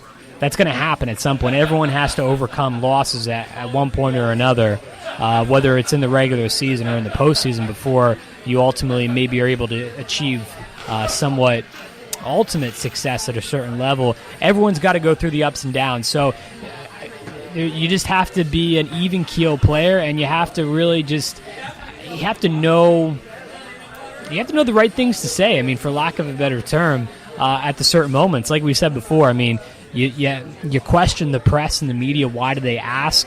They're probably going to ask regardless, because that's just their job and that's what they want to do. Part of their job is to stoke the fire on certain things, see if they can maybe get you to bite, to take the bait, and that's what happened in this situation. But you just have to rise above that. And I'm sure it's disappointing for some of the coaches who have probably spent a lot of time with certain players, especially players who they deem to go to the next level, to have that next level potential, to say, hey guys, there's a certain way to act in certain situations. You have to know your audience. You really do. You have to know your audience. And now in 2018, more so than ever. Yeah. And you know what else rubs me the wrong way is saying, like, Mintu, the player that plays for USC, he was a high pick. I mean, look, he was supposed to go. He was supposed to go the first last year. Everybody thought he was going to the NBA last year, and he decided to stay. But just because your team didn't go to the NCAA, you decide I'm going to declare for the draft and I'm going to sit out. I'm going to sit out for the NIT. I mean, how selfish is that? I watched that game when they played against Western Kentucky. His team is playing. He's sitting in the stands with some friends talking and stuff. I mean, you were the leader of the team. You were the leading scorer of the team. And because now I don't want to get hurt, that's the reason. That was what they said. I don't want to get hurt. The reason he's not playing because he doesn't want to get hurt. He's declaring NBA draft. That doesn't make any sense to me. Give me a break. How selfish is that? Like, that to me would drop your stock off. I would say, I mean, you're not finishing something that you started. Exactly. And to me, why would you want a player like that on your team that decides I don't want to play because I'm going to enter into the draft? But just because my team to make the NCAA tournament, why I'm going to risk an injury and play, and it's going to affect my draft outcome. First off, your team didn't make it to the NCAA tournament. So affect it along right there, then and there. It kind of stops at that point. Yeah. So I mean, you might as well go ahead and play and finish. And to me, again, like I said, it's character that shows the true character of a player, the true colors of a person right there. When you decide I'm not going to play because not an injury, not academically ineligible, not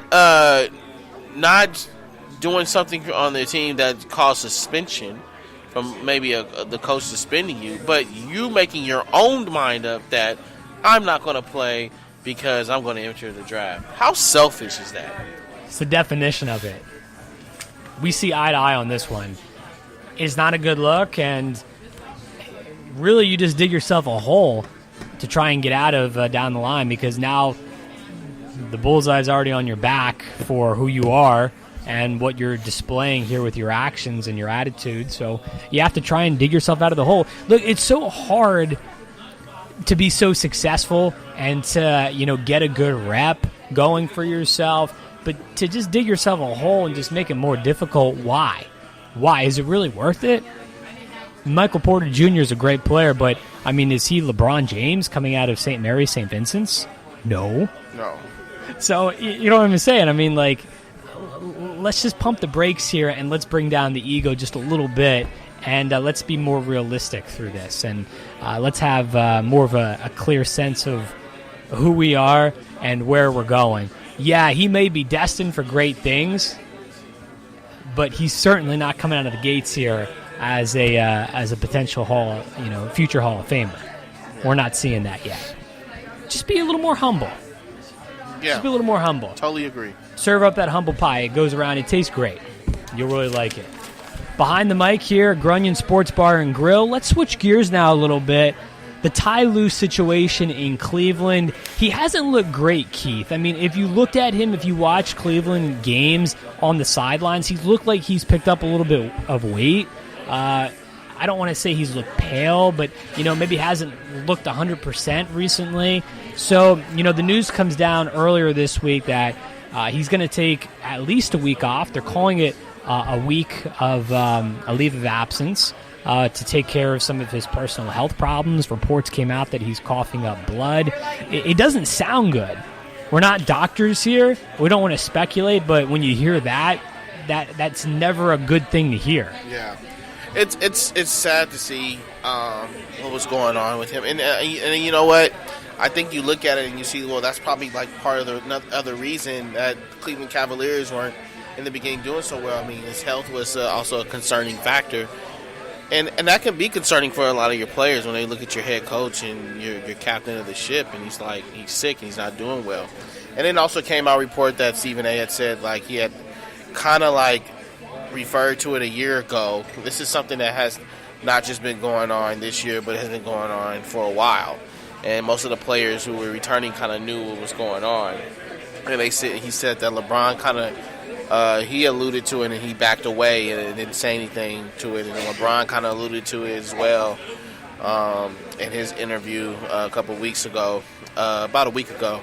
But then he kind of backed off of it, well, didn't say much. But what it sounds like it was that it's a heart condition that he has, and it's pretty serious. And I'm not positively sure that it is a heart condition, but what we're hearing is that's been kind of the rumor. He has some type of heart condition. He's only 40 too. Yeah, and it's sad to see, man. It's sad to see that happen, especially at his age, and he's a young guy.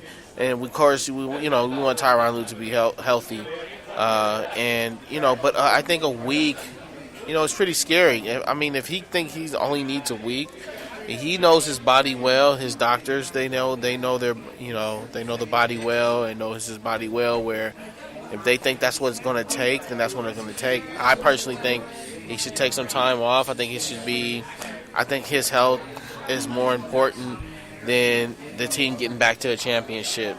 Sometimes your mind can be like, I want to lead my team back to the championship. All this stuff we've been going through and this that, I want to be able to prove people wrong. But sometimes you gotta listen to your body, man. Yeah, your body says it all. And And I think if you're taking medication that's to having you take time off, then I think that you need to be sitting. I think, honestly, he needs to sit out for at least the rest of the season. Why not? Let's take the time, because there's no way in just 1 week you can get test results back and get definitive, conclusive answers on things that are ailing you, especially when it gets to this point. I mean, this is not like a cold, so this is something more. They have to take precautions on it and take somewhat of a long-term approach, I think, in my opinion. I'm with you. I think he should have taken an indefinite leave for the rest of the season. And, let's, in a couple months, let's try and reevaluate things and let's see where we are. But at this, just do what, similar to what Steve Kerr, what they did with them and him in Golden State. You had Mike Brown, who sat in as head coach up into the finals, I believe. Yeah. So I thought maybe they would take a similar approach here. But, again, he knows best and what's going on. And there's been reports out. ESPN's Adrian Wojnarowski says that expect him to come back way before the playoffs begin. So they're calling it a week. We'll see if that holds true. But at this point in time, obviously, we can all just hope that he gets the help he needs and whatever that may be exactly, and is able to get everything taken care of. Yeah, well, I hope that things do work out for him, and the team. And I think I totally agree with you, but it's just it's unfortunate. Steve Kerr, this happened to him before. Right, exactly. And and you said Phil Jackson, and there's just so many people that this stuff has happened to. And I think your health is everything. To me, when I think about these type of things, I think of one player that ignored it and is historically Hank Gathers from LMU. Remember, he had a heart murmur, and that's been like a basketball story. He had a heart murmur, and he passed out on the floor and died right there on the floor for LMU. And what year was this? It was just like in the, I want to say Hank Gathers was, correct me if I was wrong, I think it was like in the 90s or something like that, with Bo Kimmel and Hank Gathers. Yeah, it was the story. I vaguely remember the story. Yeah, the Hank Gathers story.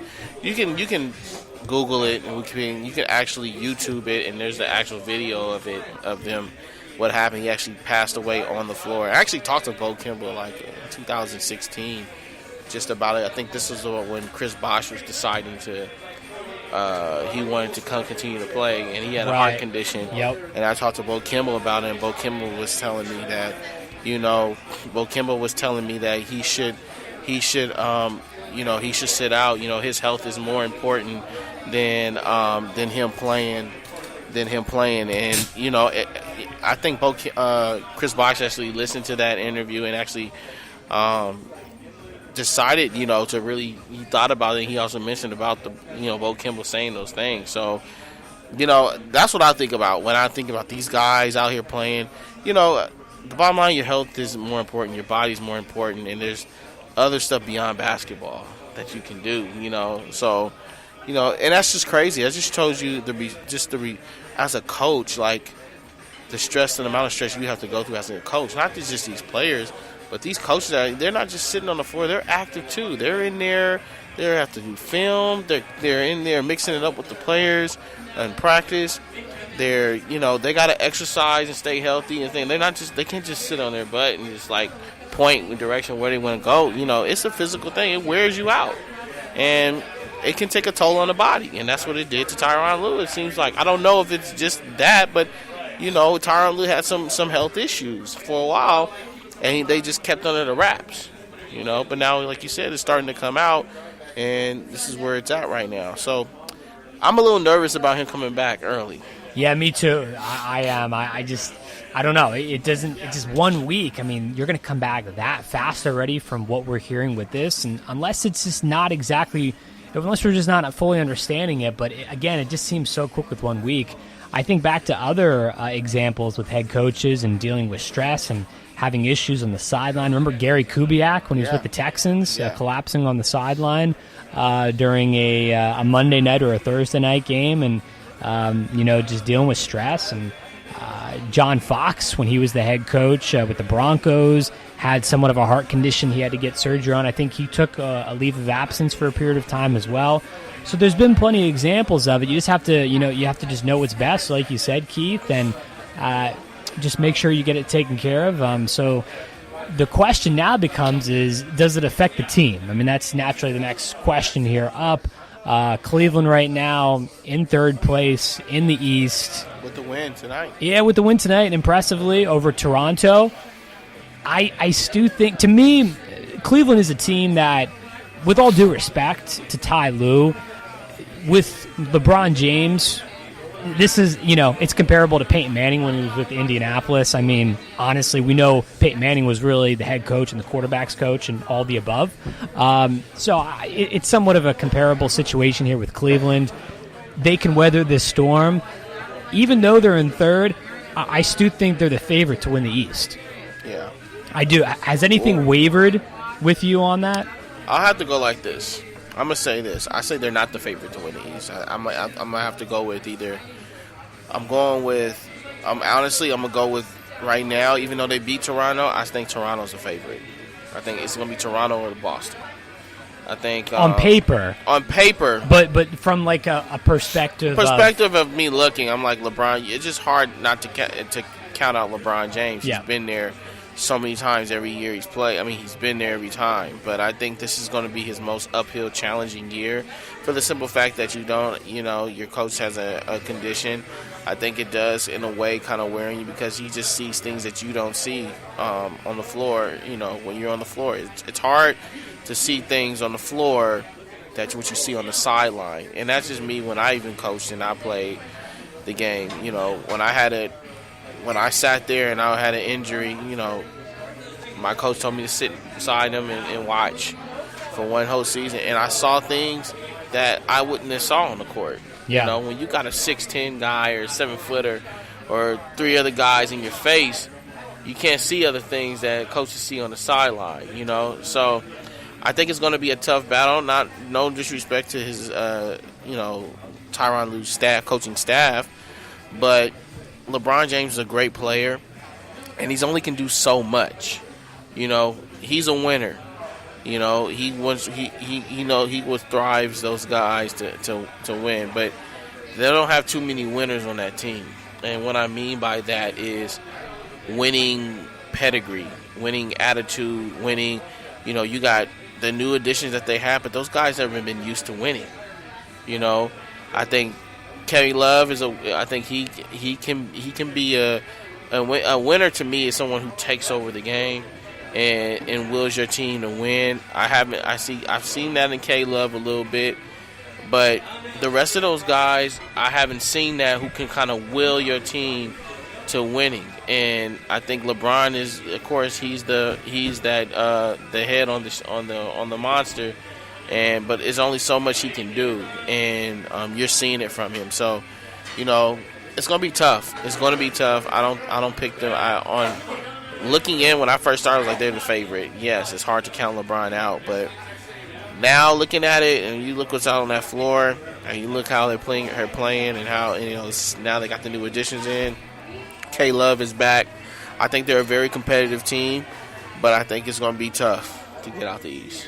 Yeah, to me, until someone actually beats them in the postseason in the Eastern Conference, I'm not going to pick against them. But I hear what you're saying. I do worry about Kevin Love and the injury history, like we just talked about tonight before the show. He was favoring his knee on a certain play in that game against Toronto.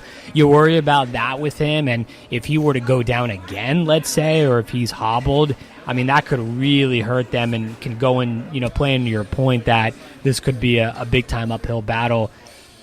LeBron just carries so much with him in the sense that the team can be so successful even if they're mediocre outside of him. He's able to make up for so many different things on the court.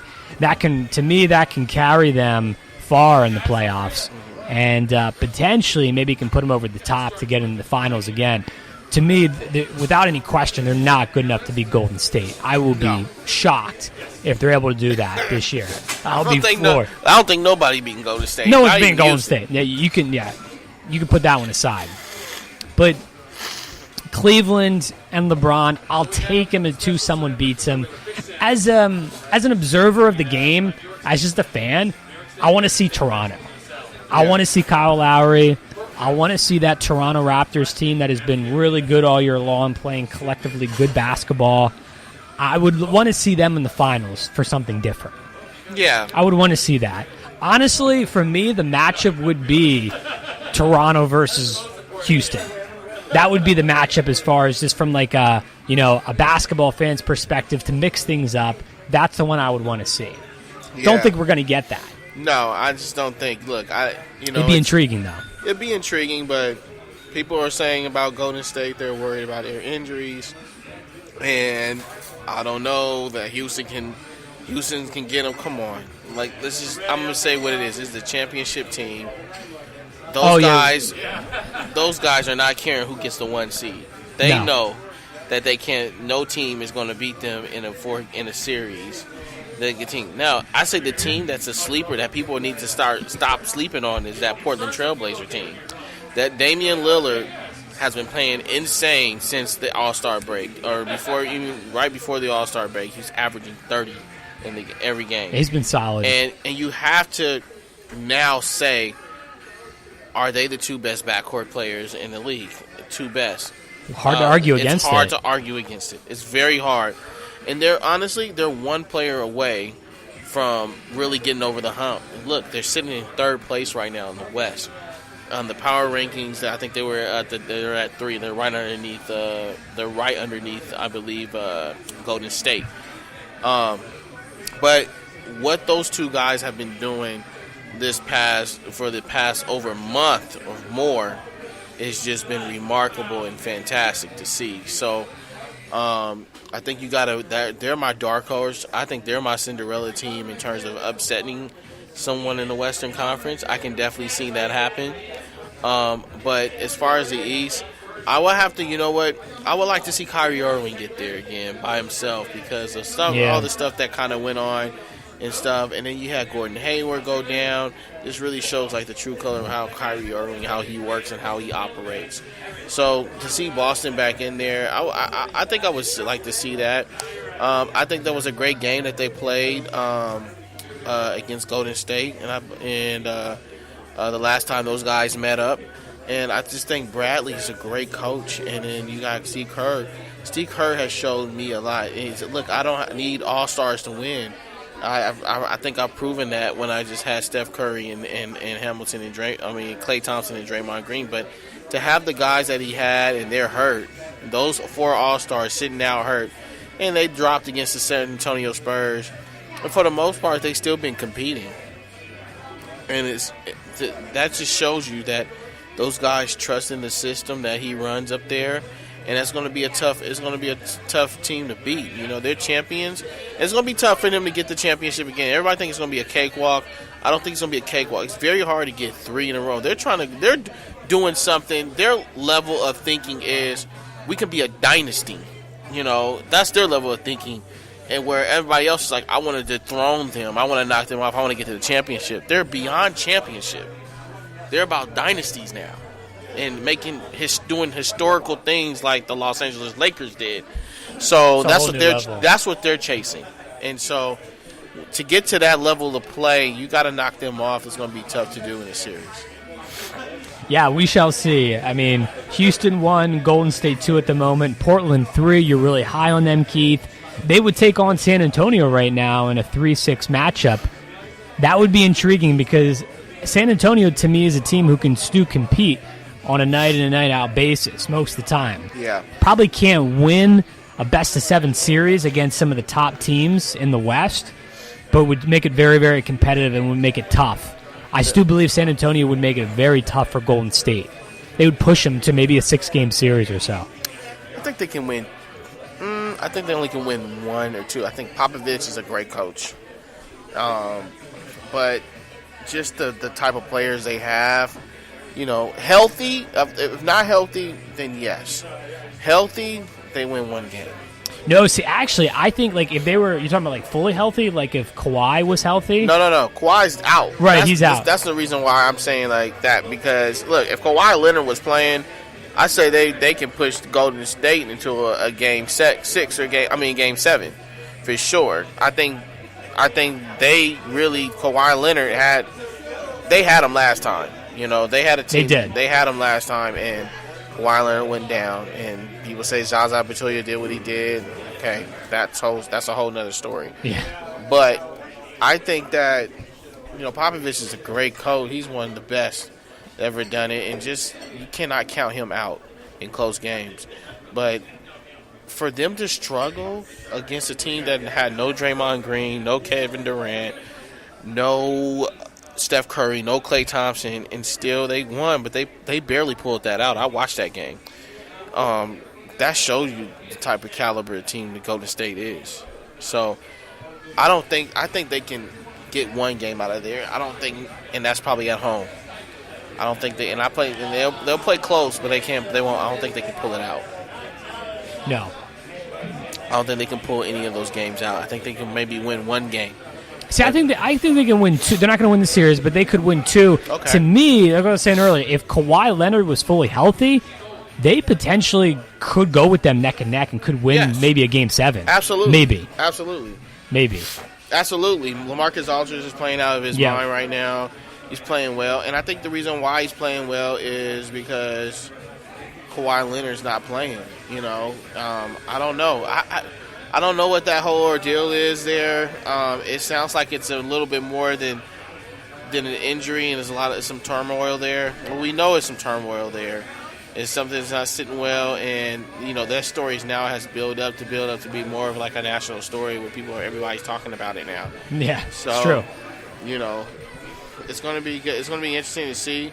It's a shame because I think Manu Ginobili and Tony Parker are on their way out, and so we'll see.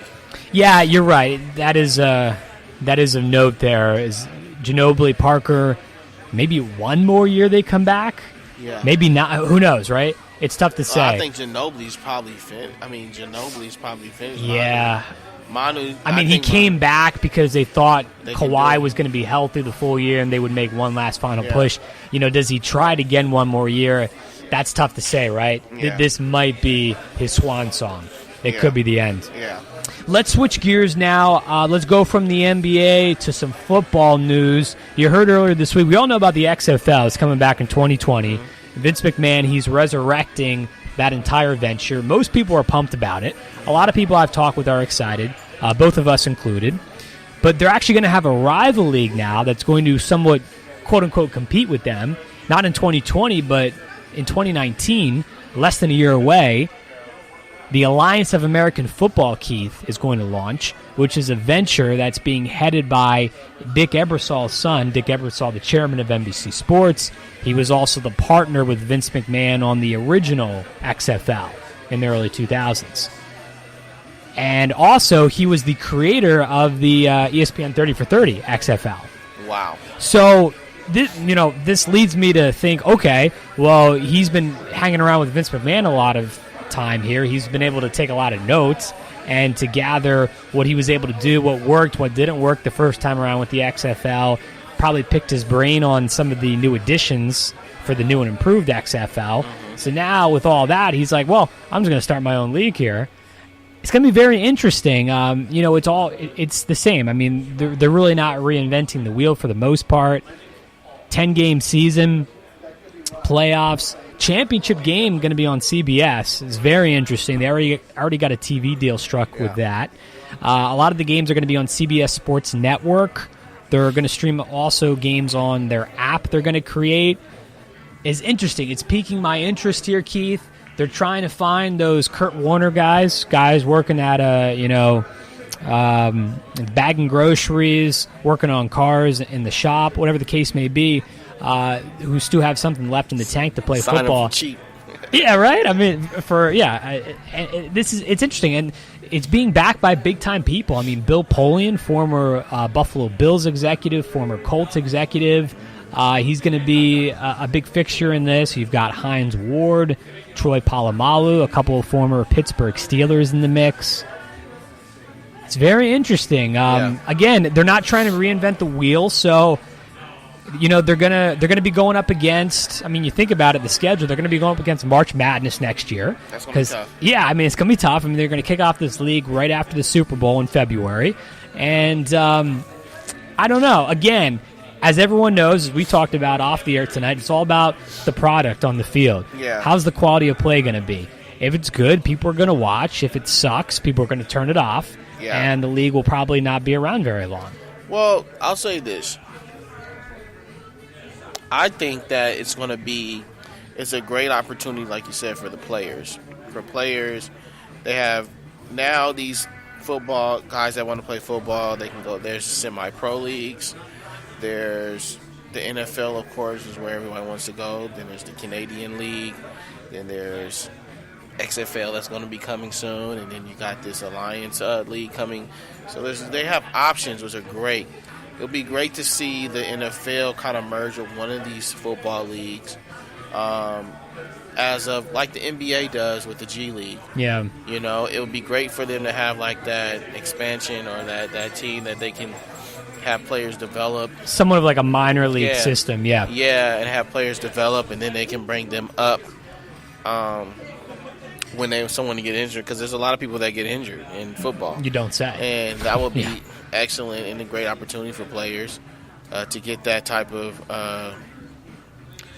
experience. So that's great in that aspect. Now, in competition with the NFL, I think this one puts above is right now has the Lions is now. I'm going to see made a jump from the CFL, has jumped over the CFL, and now the XFL, because they do have a deal with CBS, which is a major network. And that's why I think they've made a leap in front of those guys, and it's going to be interesting to see. I mean, if they get some, like you said, good quality players in there, then they're going to kind of be neck and neck with NFL in a way. But it's going to take them some time. I mean, they have to really get some really good kind of talent up in there. Johnny Manziel? Yes. Would that pique your interest? That would definitely pique my interest. I'll even go better than that. Ray Rice. Ooh. Why not? He's a guy who's been working out, wanting to get a chance to get back in the league. Why not give him that opportunity? I would want to see Devin Stills. Okay, yeah, that's another good one. That's another one that hasn't been. I want to see what those guys can do. And there's many. Ocho Cinco, who's pushed out of one of the league. Terrell Owens, has said many occasions that he wants to come back and play. He can still play, according to him. He can still play. Well, here's your shot. Let me see what you're about. Let's see if you can still do it. Those are the type of things, guys, I think that you need to bring into this league, where you give those guys that opportunity. I mean, if I was Ocho Cinco, if I was Terrell Owens, I'll be having my agent contact him. Let me get a run in. Let's see what I'm about. Let's see how this works out. Why not? They've got nothing to lose. They have nothing to lose. Everything to gain. Ray Rice. I mean, I think if you think about it, if you get those type of players with those type of names to you, that's what's going to catapult these are NFL Pro Bowlers.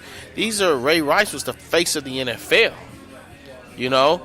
Terrell Owens was a guy who was top 5 receiver in the league, Hall of Famer. Easily. Ocho Cinco, another one that was a big Pro Bowl athlete. When you get those type of players to come in and play, people are going to watch. They're going to put fans in the stands just alone because of the name. So I'm hoping that the Lions do that and see that the Johnny Manziels, who's had a career fall off, and he was trying to make a comeback. You want to see those guys in there to see what they can do, And then you never know. One of these guys from the NFL may not get a fair shot. Like, you know what? You're not going to play me. I'm going to go down to the Lions League. Let me go see what I can do. Let me get some running, and I'll come back. And then that would be great for the NFL, because then you say, okay, let's see what you're about. Let's put you on this little expansion team.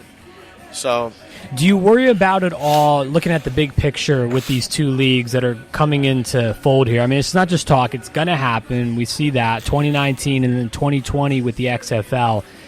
Do we worry about football fatigue at all? After the Super Bowl, long NFL season? With fans. I mean, will there be a fraction of the fan base that literally they got to check out? Yeah, I think you get that. I think March Madness alone, because when you watch that goes that's a drawn out long month that you're watching basketball, and afterwards you kind of tapped out, you know. And that's what we said. They're going to go up against that next year. Now, that's going to be the toughest thing because even NBA don't go against March Madness. Right, exactly. You know, the NBA is that's, to be honest with you, this is probably the time they have their lowest ratings. Yep. That's why they swap college, which I think it's ridiculous. Why did the NBA has said, okay, let's have our NBA cast move to the college, and then our college cast move to the NBA. I think that's ridiculous and stupid. You know, like those college guys should be doing that all the way through. Dick Vitale is now announcing the NBA is freaking stupid. I don't know when I hear Dick Vitale talk about the NBA. Is he doing this game tonight? Washington, San Antonio? I don't know. That would be great. I would love to listen in if he is. It's just weird, right? It's weird because, you know, it's funny. It's like when he announces, he goes, LaMarcus Aldridge, I remember when he was at Texas. He always got to throw that stuff in. It was, you know, so it would be, it's going to be tough for that football team to go against that. I think that's just the toughest times. Like, that's one part of the season would like to stay away from is March Madness. Like, you know, we're not going to do it in March, or we're not going to do whatever doesn't leak. We're going to go until April, and that's it. January, we're going to start in April and go from April into maybe 3 months or something like that. You know, let it leak into baseball because baseball is really, you know, that whole thing, but not at March Madness. Not March Madness. Because you're not going to get anything. And what's tough is the Masters. Yeah. It's right after that. Right, bang, bang. First week of April. Yes. I worry about this Alliance League and just the fact of their initial startup here. Just less than a year away. You're telling me they're going to have all these and they've announced that over the next couple of months they'll announce the teams and the cities that they're going to be in, and they're going to have 50-man rosters, I believe. They're going to announce all that stuff over the next couple of months. And, you know, it just seems too fast. This is kind of what the XFL did the first time around, and ultimately that's not the sole reason why it failed, but it probably didn't help that they didn't have longer to prepare. To me, the XFL is doing it right this time around, giving themselves 2 years, not just one, to get everything together. Because, I mean, this is a massive undertaking to put a football league together, a professional football league. I mean, you're going to put this on CBS. I mean, the quality, and now, granted, that's going to be the championship game. Not every game is going to be on CBS, but still, I mean, to get a quality product up and running for only a 10-game season, and then you're already going to be on national television. I mean, it better be good. Yeah, it better be good, right? So I just kind of worry about the timing as far as them just having a year to get this together. I kind of like what the XFL is doing a little bit better right now. Yeah, the XFL, because they made a mistake last time. Exactly. They made a mistake and by going early, and so now they're trying to plot and plan a little bit more better and things like that. The difference is, what I don't like about the Alliance, I think you had read to me earlier, that they're going to take away certain things. Yeah, they're not going to do, there's no extra points. 2-point conversions every time. So that sucks for kickers. Exactly, and there's no kickoffs. The ball is just, it's an automatic touchback essentially each time. And I think that sucks too. I mean, it speeds up the game, but I think that sucks too. You know, it's just like... Well, they're trying to do away with the injuries, obviously. Yeah, but football fans want to see a full... It's like, still cheating the game. You want to see a full-out football game. Like, you know what sucks about that? What if it's a tie game, or what if the one team is down a point or whatever, and there's no onside kick to try to get the ball back? They have kinks to work out. Yeah, they definitely have things to work out. What happens? That's an advantage to the other team. Like, that's what I'm saying. Like, they have to work out those kinks, and I think that takes time. That's something that has not, you know, you can't just do in a year. You know what I mean? That's what I'm saying. It's too quick. You know, that takes away. That's really unfair. It's like, if I'm down 1 point, then all I can do is just, I'm going to give them the ball. They can down the ball, and that's it. I'm not going to have a chance to get it back. And more things are going to come out. Obviously, this is just brand new this week. I'm sure more details to come, and obviously the coming weeks and the coming months, we'll learn more about it. And I'm just also curious to see how it's going to be different than the XFL. Yeah. Obviously, the XFL, from what I've heard, they are going to have kickoffs, and they are going to have extra points, so that's one difference. But what else?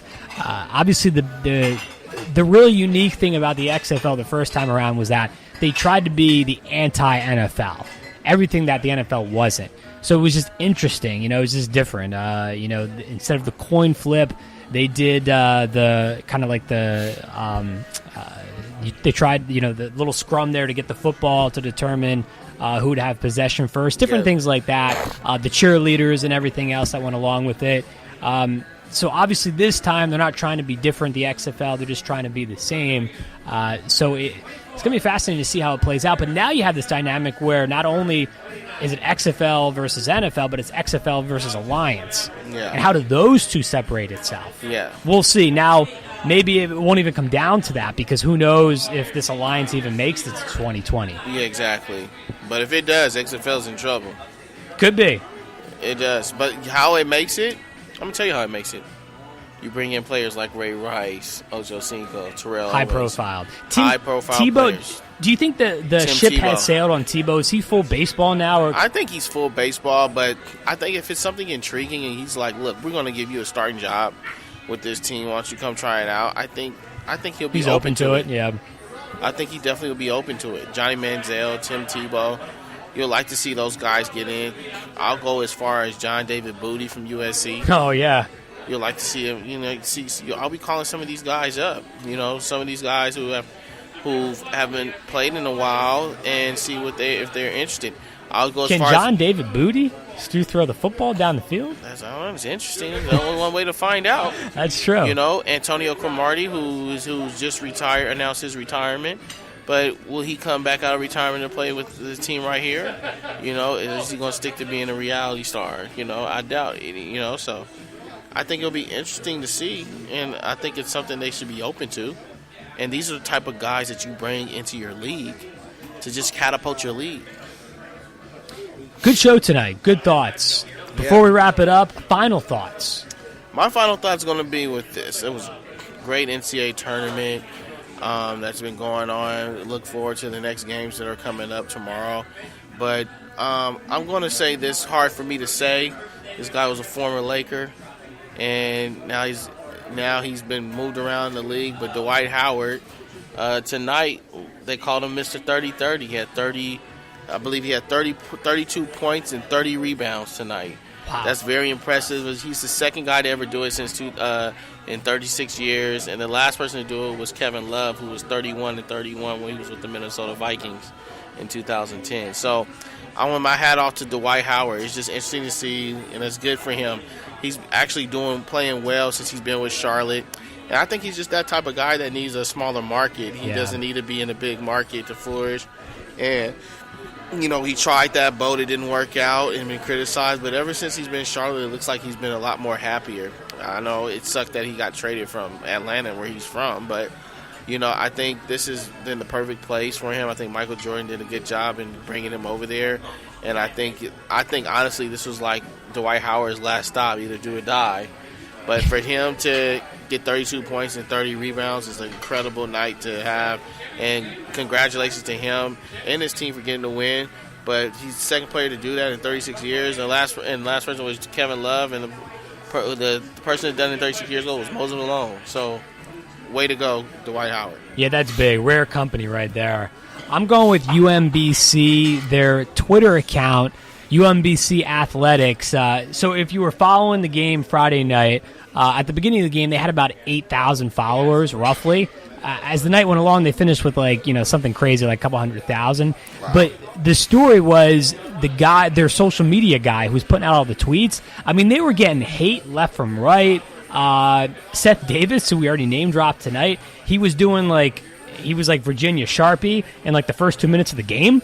Seriously? And he was like, Seth, seriously? The game just started. I mean, this guy had great comebacks all night long. He was fantastic. And the funny story about that was he actually didn't usually do the Twitter account. He was actually asked by his boss that night to can you run the tweets for the game. And the only thing he had planned was the young kid for UMBC who was just scoring left from right. Not the point guard, but the other guy. Sayer. Yes, exactly. He broke a record that night, most points scored in school history or something like that. That was the only tweet that they actually had lined up for the evening. Wow. Was that one. So obviously it went from that to something totally historic. But I mean, the tweets were just fantastic. I mean, they were getting hate left from right, and he was just coming back with great comebacks, and it was really something to behold there. The power of social media. Yeah, it's like for that guy to go ahead and actually contribute to doing the tweets and stuff. Yeah. That's something historic for himself, something he can always remember. Like, man, I was the person who actually controlled all the tweets during this time, it's totally all the awesome. Storyline. Like, that's the highlight of his career in terms of his college career. If he was a college student or intern, whatever. He went there. He was an alum. He went there. Well, even alum, like, to go back, that's something you can talk about to your kid, for years. It's like, we're the first team in history to do it, and I was part of it by doing these tweets, and everything was listening to the whole world to see. Incredible, right? Yeah. Real quick, do you feel bad for Virginia? Absolutely not. Absolutely not. You should be ashamed of yourself for being beat by a number 16 seed. You should be ashamed of yourself. If I was their coach, I would tell them, you know what? You're not taking the plane home. You get yourself on that bus, and you find a way to get home and take the bus or something, but you ain't coming home. You're not coming home on this plane. I'm sorry. You cannot get beat by some retrievers. A number 16. Not golden retrievers, by the way. Yes. From what I heard, not golden retrievers. I know somebody who lives in Maryland, is from Maryland, and I called them and said, have you heard of University of Maryland, Baltimore County? He said, absolutely not. This is the first time I'm hearing about this. You cannot get beat like that, Brad. Number 1 seed, established program cannot be beat like that. That tells me you were not focused. You looked past this team, and you know what? You do not deserve to get on the plane. Not only they got beat, they got blown out. I would have had. Wasn't even a game. I would have had the trainers. Hey, put all their stuff outside of the arena. They get dressed outside and they walking home. I can tell you this: Tony Bennett was not singing after the game. Oh no. Yeah, I can't say I feel bad either. But UMBC, baby, you must be Cinderella. How great was that? Yes, that was excellent. Hey, once again, awesome show tonight here from Grunions. We're back at it tomorrow night from Kings Cove over in El Segundo. We'll talk about Sam Darnold. We didn't get into his pro day today, but we'll talk about that tomorrow. More March Madness on the way, as well as the West Regional Final gets underway from Staples. Until tomorrow night, for Keith, I'm Brad. Keep living the dream.